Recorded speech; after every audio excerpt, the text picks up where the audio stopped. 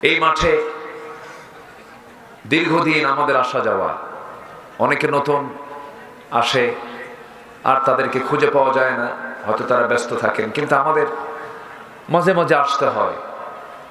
এটি একটি পুরাতন মাঠ, স্মৃতিধন্য মাঠ, যে মাঠে কথা বলেছেন কিংবদন্তি জামানার শ্রেষ্ঠ একজন মুজাদ্দিদ, মজলুম জননেতা আল্লামা শহীদ দেলোয়ার হুসাইন সাইদ রাহিমাহুল্লাহ তৈরি করা এই মাঠ। সম্মানিত ভাইরা, আমি খুব বেশি সময় নেওয়ার আজকে সুযোগ পাবো না। আমার পরবর্তী একজন মেহমান তিনি কথা বলবেন, যার দেহের ভিতরেই সে আল্লামার রক্ত প্রবাহমান, তার সুযোগ্য সন্তান তিনি। বরকতি কিছু কথা আমার শেষে তিনি উপস্থাপন করবেন। আমি আলোচনার সূচনায় কোরআনে কারীমের গুরুত্বপূর্ণ একটি সূরা, সূরাতুন নিসা থেকে 13 এবং 14 দুটি আয়াতে কারীমা আমি তেলাওয়াত করেছি। দুটো আয়াতকে সামনে রেখে কিছু কথা বলতে চাচ্ছি। আল্লাহ যেন আমার মুখ থেকে সেই কথাগুলি বের করে দেন, যে কথাগুলো এখন মুসলিম উম্মার জন্য এই মুহূর্তে দারুণ প্রয়োজন। আমরা ঠিক সেই মুহূর্তে একত্রিত হয়েছি যে সময় গোটা পৃথিবীর 2 শতাধিক রাষ্ট্রে কোথাও শান্তির কোনো পরিবেশ তেমন নেই। 800 কোটি মানুষের দুনিয়ার প্রায় 200 কোটি মুসলমান, প্রতি 4 জনে একজন মুসলমান। প্রাকৃতিক খনিজ সম্পদে সমৃদ্ধ মুসলিম দেশগুলি বিশ্বের 10টি ধনী তালিকার দেশের ভিতরে 1 নম্বর সহ প্রথম দিকের সারিতে থাকা বেশ কিছু মুসলিম কান্ট্রি। এত কিছু মুসলমানদের পজিটিভে থাকার পরেও মুসলমানদের প্রথম কিবলা বাইতুল আকসা আজকে ইহুদিদের নিয়ন্ত্রণাধীন। এত সংখ্যক মুসলমান থাকার পরেও আজকে পৃথিবীতে যে জাতি সবচাইতে বেশি মাজলুম, নির্যাতিত, নিপীড়িত, পদদলিত, সেটাও মুসলিম জাতি। সম্মানিত ভাইরা, তবে হ্যাঁ, স্বাধীনতার প্রায় 53 বছর পর এই প্রথম গোটা পৃথিবীর বুকে সবুজ ভূখণ্ডে 56,000 বর্গ মাইলের এই সোনার বাংলাদেশে আমরা একটু হলেও পূর্বের সময়ের চাইতে এখন একটু স্বস্তির নিঃশ্বাস ফেলতে পারছি, ঠিক কিনা? এখন আর মাহফিল করার জন্য কাদের মুন্সি সাহেবের থানায় যাওয়া লাগে না। এই পাগল লোকটা, আমি পাগল বলি, এই পাগল হচ্ছে আল্লাহর পাগল। কাদের ভাই কোথায় আছে নাকি? আচ্ছা, এই মাহফিলটা নিয়ে তার যে কত বড় পেরেশানি, কত যে অস্থিরতা।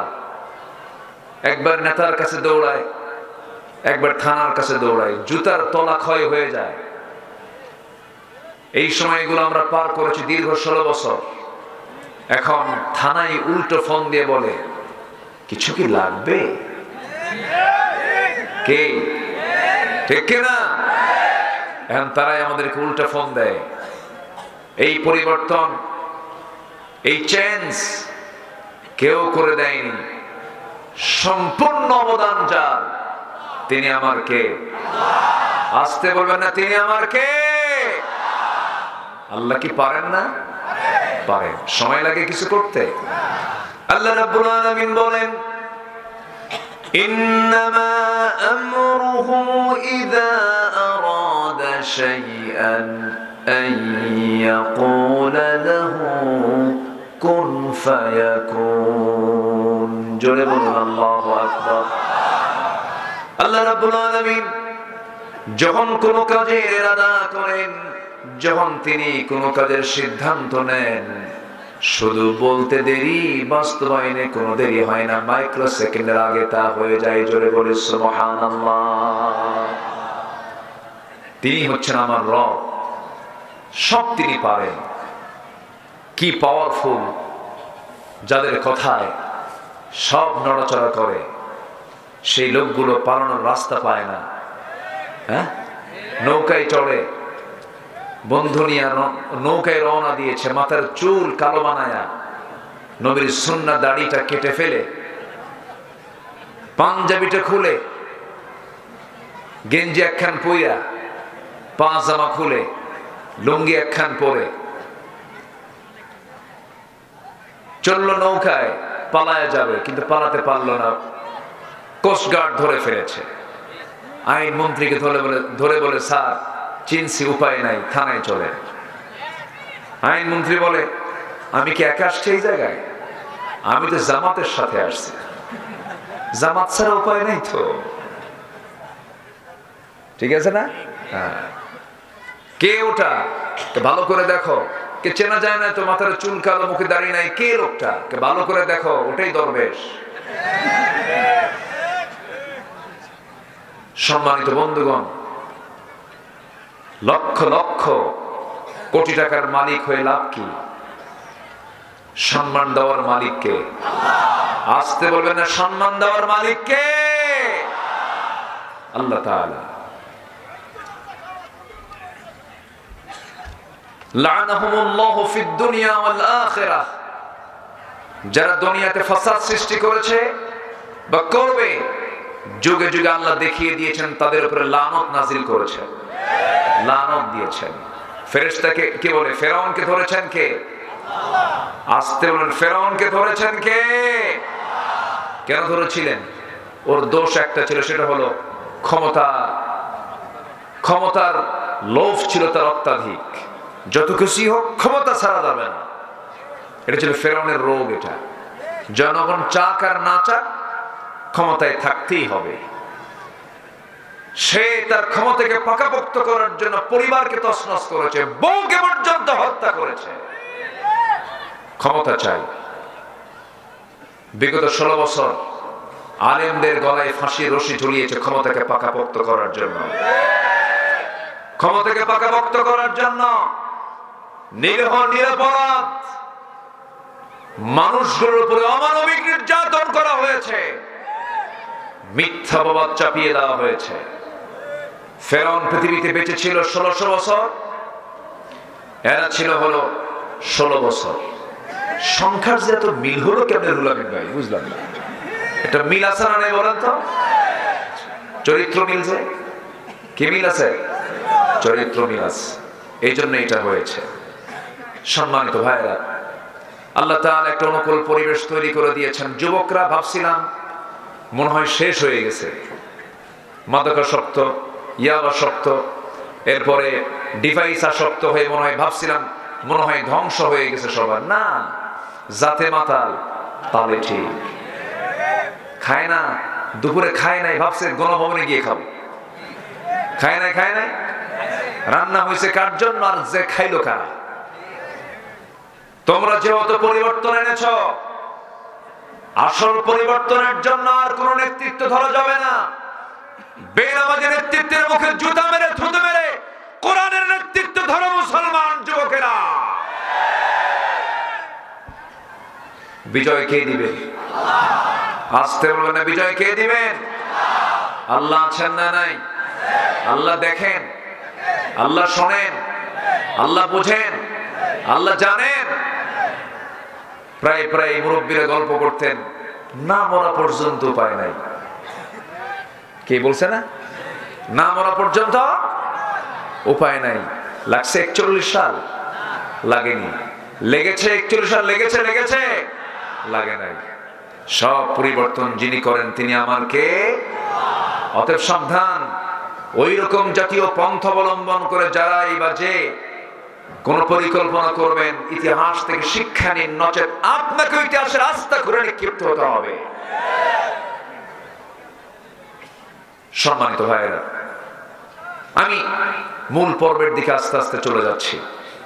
আমরা কোরআন নিয়ে বসেছি। কোরআনকে আজকে না অনেক আগে? আজকের না অনেক আগে? অনেক আগে। 1000 বছর আগে পৃথিবীতে এসেছে। এর আগে তো ছিল আরেক জায়গায়, লাউহে মাহফুজে। এটা হচ্ছে আল্লাহর পক্ষ থেকে নাজিল হওয়া কিতাব, যার মধ্যে কোনো ডাউট নেই, সংশয় নেই, সন্দেহ নেই, ত্রুটি নেই। এমন একটি কিতাব হচ্ছে আল্লাহর কালামে কোরআন। কিন্তু দুঃখজনক হলো সত্য, কোরআনকে নিয়েও বাজে কথা বলা হয়। এই দেশে কিছু নাস্তিক আইনজীবী আছে না নাই? নাস্তিক বুদ্ধিজীবী আছে না নাই? ওরা 16 বছর তালিকা করেছে আমাদের, এখন আমাদের তালিকা করার সময় এসেছে। 116 জন আলেমের নামে তালিকা করেছিল 2 বছর আগে বিচারপতি শামসুদ্দিন। কালা বলার দরকার নাই, কালা তো আল্লাহ বানায় দিছে। শামসুদ্দিন মানিক এই বেটা আমাদের নামে তালিকা করেছিল, 2 বছর গেলই না। ত্রিপুরা অথবা আসাম হয়ে, গুয়াহাটি হয়ে দিল্লি যাবে, বোন বসে আছে সেখানে, কিন্তু পারে নাই। সিলেটবাসী তাকে অত্যন্ত সুন্দর আপ্যায়ন করেছে, বিসি শুদ্ধ আউট করে দিছে। যা, ঠিক কিনা? আল্লাহ কি পারেন না? আল্লাহ কি পারেন না? যারা ফাসাদ সৃষ্টি করবে তাদের প্রতি আযাব দিবেন, লানত দিবেন, ওয়াদা করেছেন তিনি আমার কে? আল্লাহ তাআলা। এজন্য আল্লাহর যারা বান্দা হবে তারা কখনো জুলুম করবে না, অহংকার করবে না, অধ্যত্ত আচরণ করবে না। কি আচরণ করবে তারা?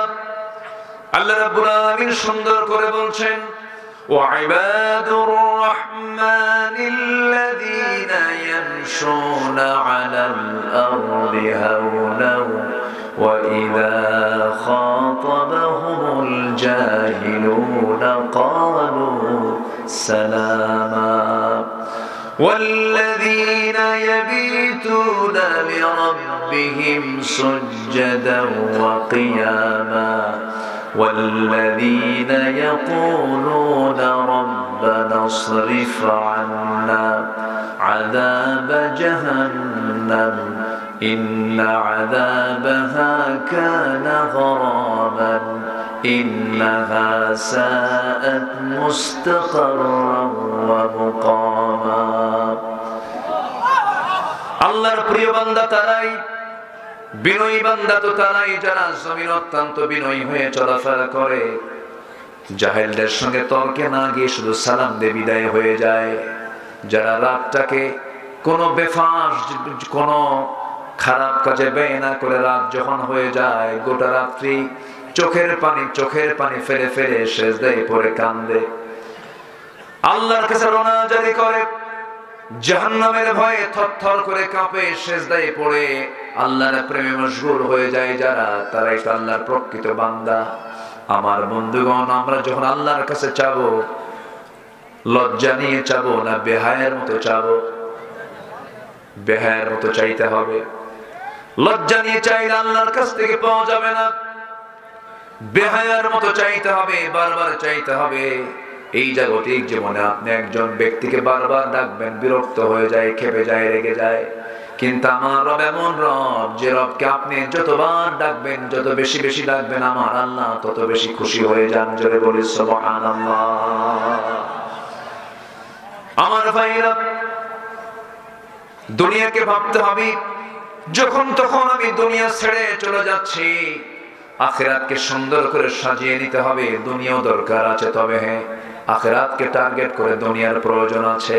এই জন্য আল্লাহ সুন্দর করে বান্দাকে দোয়া করতে বলেছেন, রব্বানা আতিনা ফিদ দুনিয়া হাসানাতাও ওয়া ফিল আখিরাতি হাসানাতাও ওয়া কিনা আযাবান নার ওয়াজআলনাল জান্নাতা মা'আল আবরার। জোরে বলুন আল্লাহু আকবার।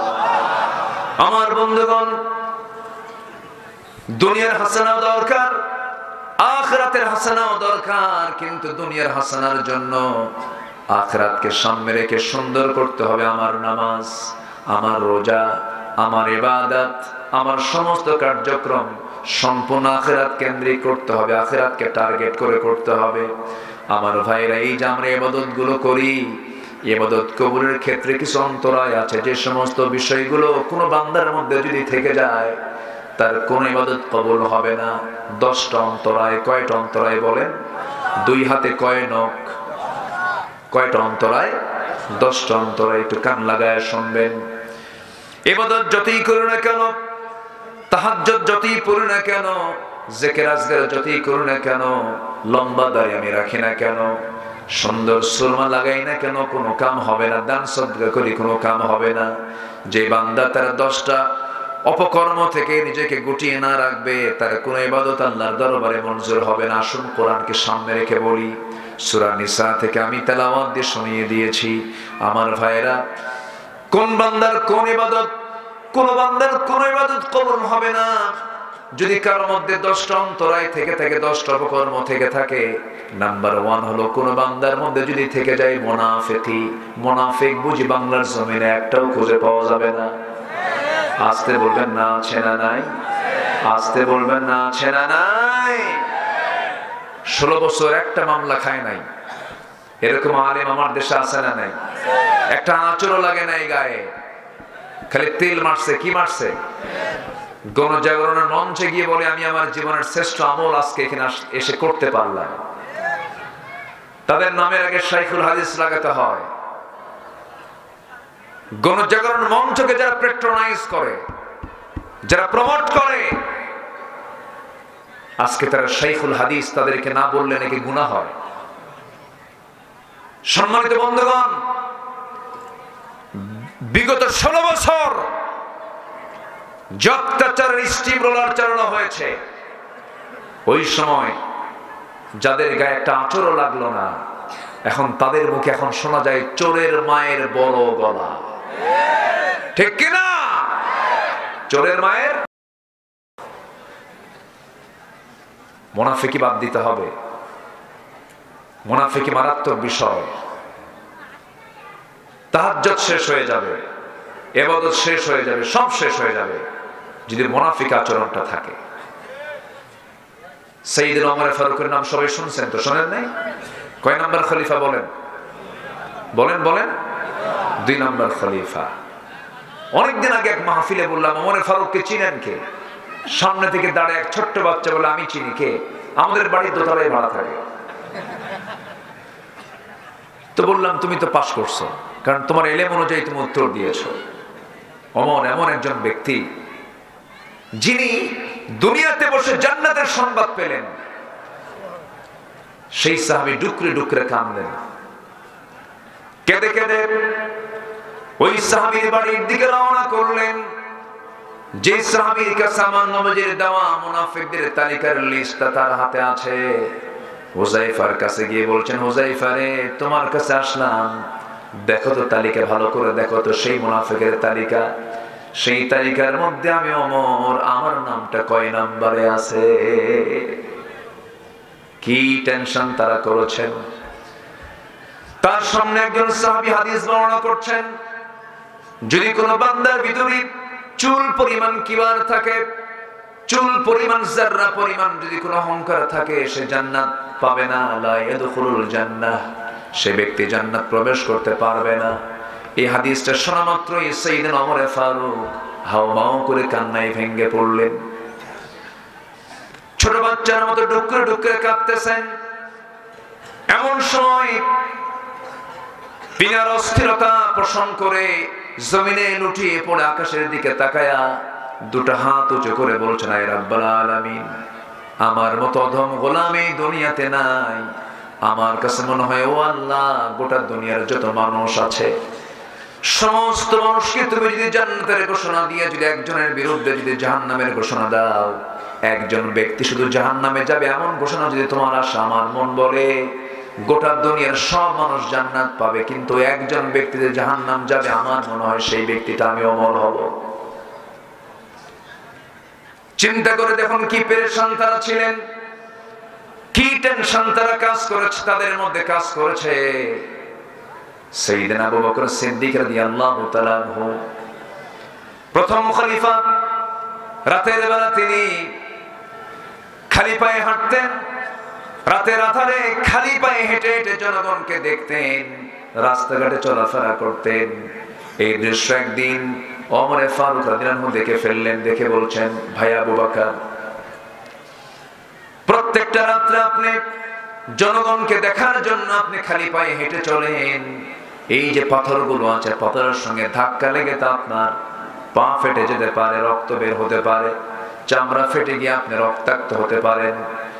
জুতো পায়ে হাঁটলে আপনার এই কষ্ট হতো না। তিনি বললেন, ওমর, রাতের বেলা আমি খালি পায়ে জন্য হাঁটি, আমার যে খড়ম জুতা, এই জুতা নিয়ে যখন হাঁটবো একটা আওয়াজ হবে, সে আওয়াজ যদি এই আমার এলাকার নাগরিকদের কানে চলে যায় আর ঘুমটা যদি ভেঙে যায়, কিয়ামতের দিন আসামির কাঠগড়ায় দাঁড়িয়ে তারা জবাব দিতে হবে। সুবহানাল্লাহ বলবেন না? তাহলে সাইয়েদনা আবু বকর জনগণের ঘুম যেন ব্যাঘাত না হয়, রাতের আধারে খালি পায়ে হাঁটেন। আর আমার দেশের কিছু নেতা আছে, কোন এলাকায় শোডাউন দিতে আসলে সামনে 50টা পিছনে 50টা মোটর সাইকেল। মন্ত্রী আসবেন, যমুনা সেতু থেকে বনপাড়া পর্যন্ত সব গাড়ি ঘোড়া বন্ধ। এই শিক্ষা খলিফারা শিখান নাই, ঠিক কিনা? শিখান নাই। খেলাফতের দায়িত্ব পালন করার পরের দিন থেকেই তিনি তার এক প্রতিবেশী, যার স্বামী ছিল না, সন্তানাদি কেউ ছিল না, এক বুড়ি মহিলা, সেই বুড়ি মহিলার ঘরে তিনি প্রত্যেকটা রাতে যেতেন ফজরের একটু আগ দিয়ে।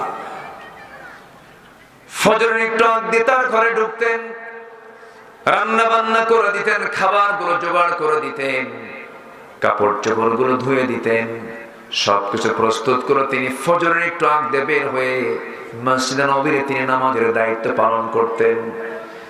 সাইয়েদনা ওমর ফারুক একদিন ওই মহিলার খেদমত করার জন্য দরজায় গিয়ে নক করলেন, বললেন, বুড়িমা দরজা খুলুন, কোনো খেদমত লাগবে নাকি? বুড়ি মহিলা ভিতর থেকে বলতেছে, কে আপনি? চিনি না, তবে কিছুক্ষণ আগে আমার খেদমত করার জন্য আসছিল একজন, সে খেদমত করে চলে গেছে। সাইয়েদনা ওমর ফারুক মনে মনে চিন্তা করলেন, ওই লোকটাকে, যে লোকটা সবার আগে চলে আসবে এই মহিলার ঘরে খেদমত করার জন্য।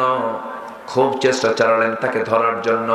2-3-4-5 দিন তিনি, কয়েক রাত তিনি জেগে জেগে আড়ালে থেকে থেকে চেনার চেষ্টা করে একদিন ধরে ফেললেন। তিনি অন্য কোনো ব্যক্তি নন, তিনি হচ্ছেন রাষ্ট্রের 1 নম্বরের ব্যক্তি সাইয়েদনা আবু বকর। ওমর ফারুক তাকে ডাক দিয়ে বলছেন, ইয়া আমিরুল মুমিনিন, আমাদের হাতে কিছু কাজ দিয়ে দিন, সব কাজ আপনি করবেন, রাষ্ট্রের কাজ আপনি করবেন। কখন? সাইয়েদনা আবু বকর বলছেন, ওমর, হাসরের ময়দানে আমার আমলনামা তোমার পিঠে যাবে না, আমাকে কাজগুলো করতে দাও। 2 বছর খেলাফতের দায়িত্ব পালন করলেন তিনি, দুনিয়া থেকে বিদায় নিয়ে নিলেন। সাইয়েদনা ওমর ফারুক খেলাফতের দায়িত্ব পালন করলেন, তিনি শুরু করলেন, দায়িত্বটা নিলেন। ওই মহিলার ঘরে তিনি সেবা করার জন্য, খেদমত করার জন্য রওনা দিয়েছেন। শেষ রাত্রিতে দরজায় নক করলেন, দরজা খুলে গেল, ভিতরে গেলেন, মহিলার কাপড় চোপড় ধুয়ে দিলেন, খেদমত করলেন, সব কাজ সম্পূর্ণ করে খাবারগুলো রেডি করে দিয়ে তিনি চলে এসেছেন। বৃদ্ধা নারী, বৃদ্ধা মহিলা খাবার খেতে বসেছেন, খেজুর একটা মুখের মধ্যে দিয়েছেন।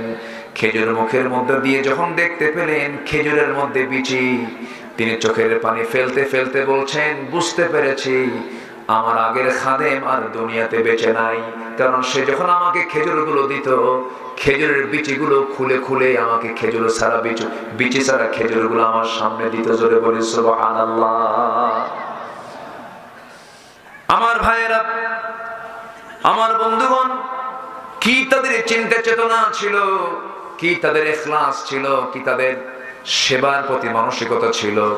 এটার মূল কারণ হয়েছে তাদের মধ্যে ইখলাস ছিল, মুনাফিকি তাদের মধ্যে কাজ করে নাই।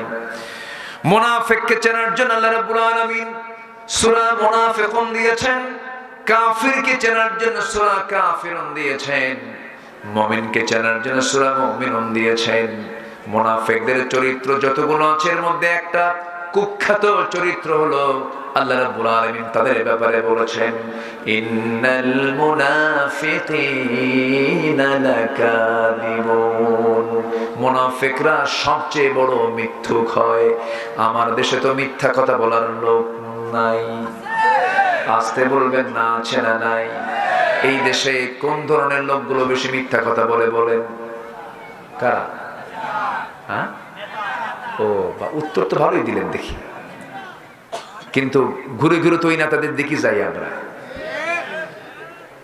নেতারে গালি দেন কিন্তু আবার ওই নেতার পিছনেই যান। দুঃখ, আফসোস। সম্মানিত বন্ধুগণ, চিন্তা করুন, একটা অনিসলামী দলের একজন নেত্রী তিনি বলতেছেন নির্বাচনের আগ দিয়ে আগামী নির্বাচন আমরা যদি ক্ষমতায় আসতে পারি মদিনার সনদে দেশ চালাবো। কত বড় মিথ্যা কথা! কিসের সনদে? মদিনার সনদে। মদিনার সনদে তো দেশ চালায় নাই, মোদির সনদে তারা দেশ চালিয়েছে। মোদির সনদে অনেক কিছু আমরা দেখেছি। আমরা স্বাধীন হয়েছি, পরাধীনতার গ্লানি নিয়ে আমরা বাঁচতে চাই না। বুক উঁচু করে জীবন দেব, বাতিল শক্তিদের কাছে মাথা নত করবো না আমরা। রাজি আছেন তো সবাই?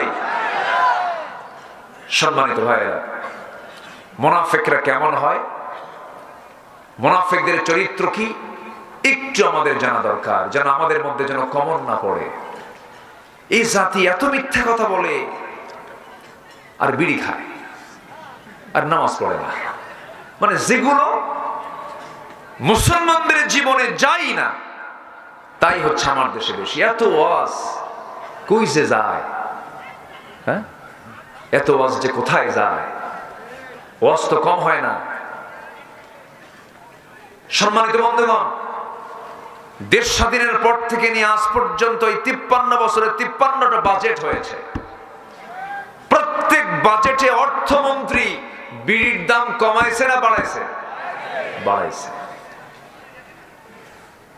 প্রত্যেকবারই দাম বাড়ে, কিন্তু যারা বিড়ি খায় তারা মনে মনে কয় যত বাড়া সমস্যা নাই, প্রয়োজনে বাড়ি বেঁচে খাবে। এত নেশা। আবার মাহফিলে এসে প্রশ্ন করে, হুজুর বিড়ি খাওয়া কি জায়েজ আছে? মানে উনি জায়েজের চেষ্টায় আছে। আল্লাহ তুমি সকল নেশা থেকে জাতিকে হেফাজত করো, জোরে বলি আল্লাহুম্মা আমিন। সম্মানিত ভাইরা, নামাজ পড়ে না এই জাতি, মাত্র 5% মুসলমান নামাজ পড়ে। এই চিত্র চিত্রায়িত হতো না আমার দেশে যদি এই জাতির নেতৃত্ব যারা দীর্ঘদিন দিয়েছে তারা যদি নামাজি হতো। যে দল আপনাকে নামাজের কথা বলে না, যে দলের নেতা জনসভার ডাক দিয়ে জোহর নামাজ কাজা হয়, আসর নামাজ কাজা হয়, মাগরিব নামাজ কাজা হয়, যে দলের দলীয় কার্যক্রমের মধ্যে নামাজের কথা নাই, সেই দলের নেতৃত্বের মুখে আমরা জুতা মারি, থুতু মারি।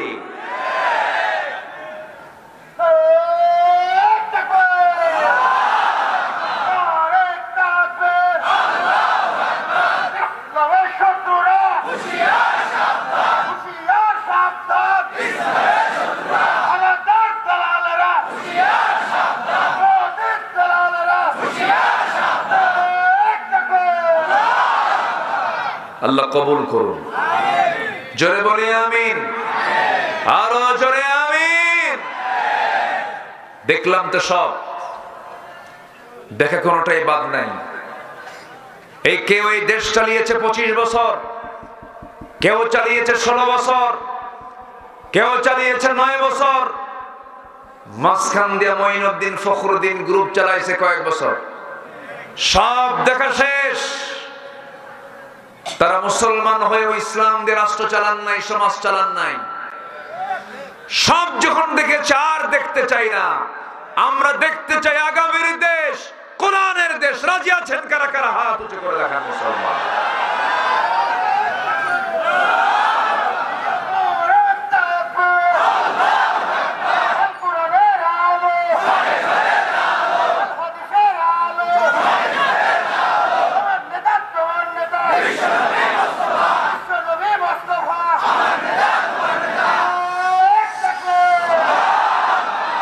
আল্লাহ কবুল করুন, জোরে বলি আমিন।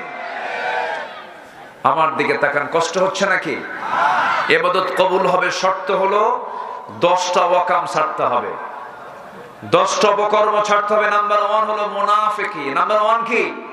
মুনাফিকি। মুখে যা বলে অন্তরে তা রাখে না, এমন লোক তো নাটোরে নাই। আছে আছে, এগুলো বাদ দিতে হবে।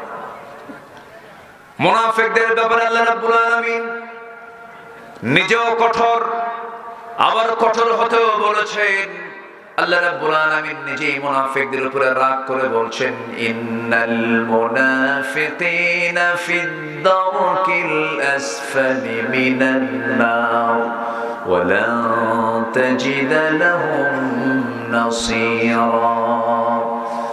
মুনাফিকদের আবার হলো জাহান্নামের সর্বনিম্ন স্তরে, তাদের কোনো হেল্পার থাকবে না, সাহায্যকারী থাকবে না।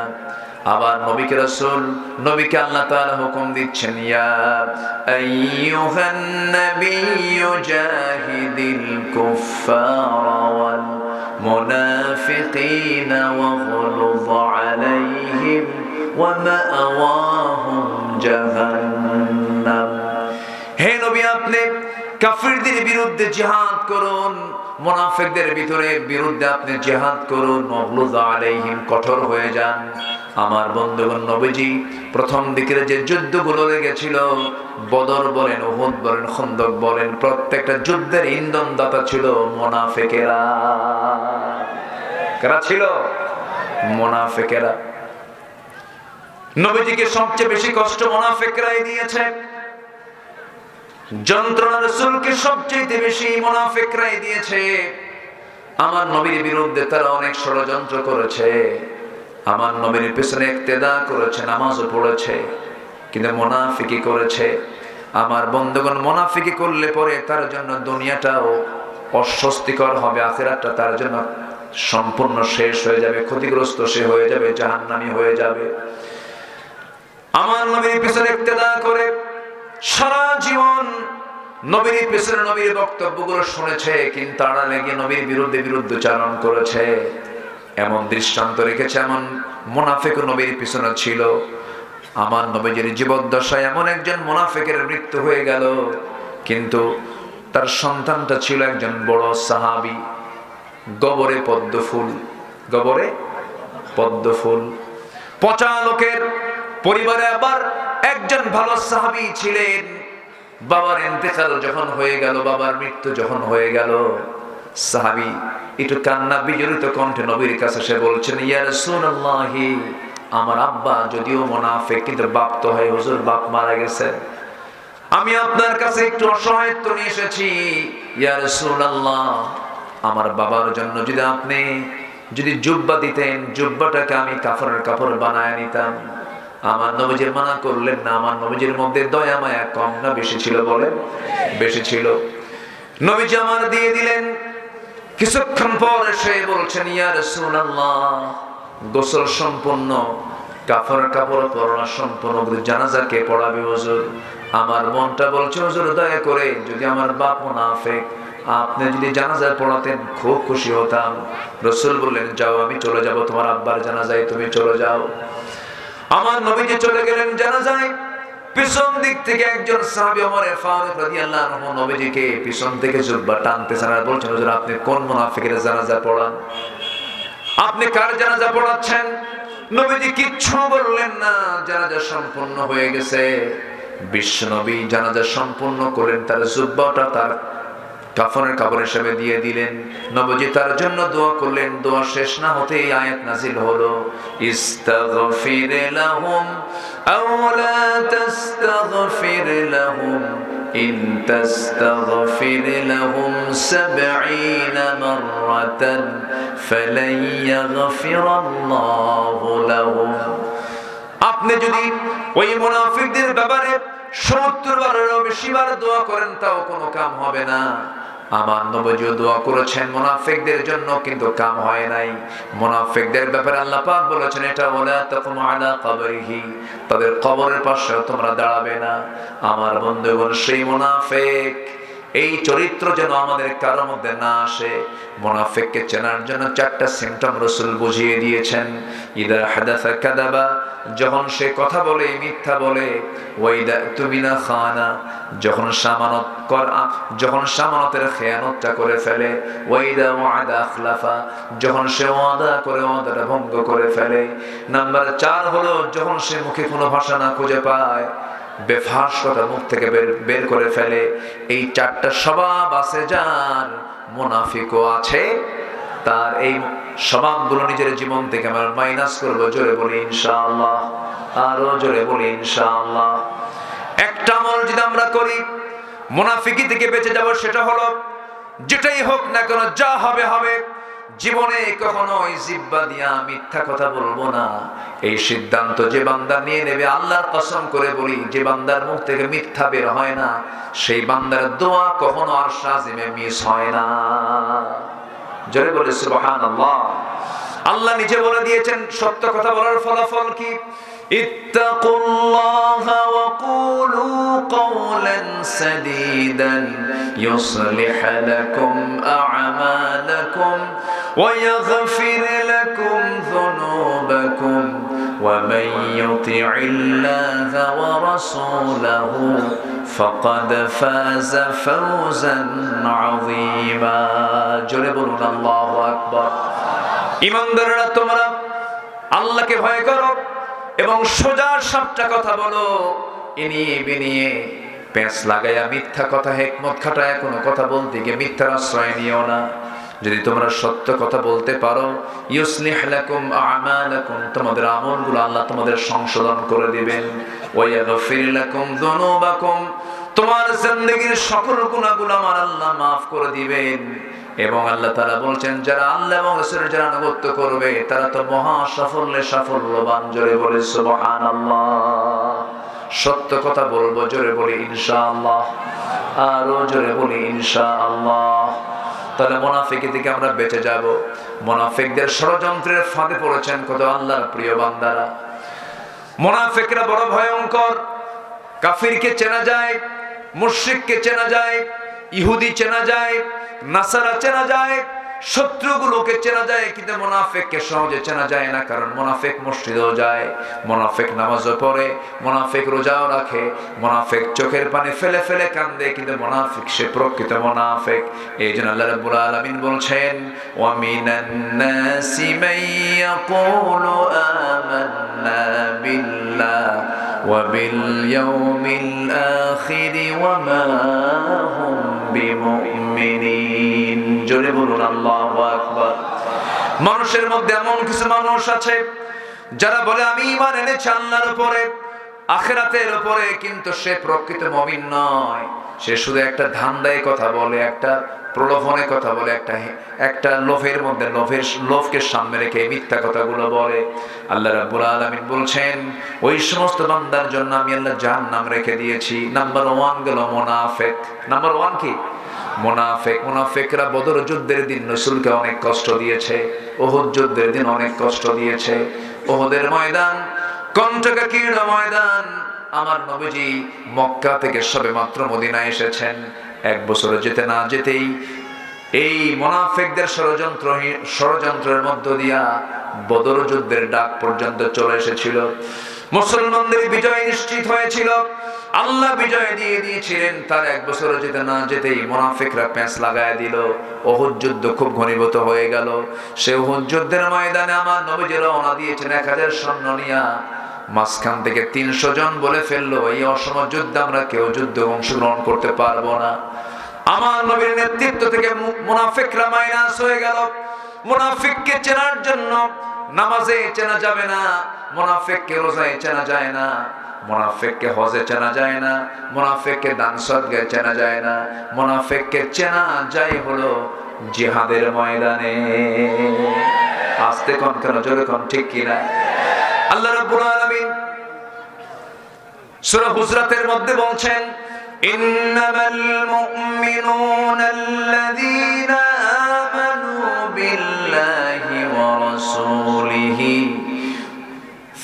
সুম্মা লাম ইয়ারতাবু ওয়া জাহাদু বিআমওয়ালিহিম ওয়া আনফুসিহিম ফি সাবিলিল্লাহ উলাইকা হুমুস সাদিকুন। জোরে বলুন আল্লাহু আকবার। প্রকৃত মুমিন তো তারাই যারা আল্লাহকে বিশ্বাস করে, রাসূলকে বিশ্বাস করে, সুম্মা লাম ইয়ারতাবু, সন্দেহ করে না। সঙ্গে সঙ্গে আল্লাহ বলছেন, ওয়াজাহাদু বিআমওয়ালিহিম ওয়া আনফুসিহিম, এবং যারা জিহাদ করে আল্লাহর পথে মাল দিয়ে, জান দিয়া, এরাই হলো প্রকৃত সত্যবাদী সিদ্দিক। জোরে কোন সুবহানাল্লাহ।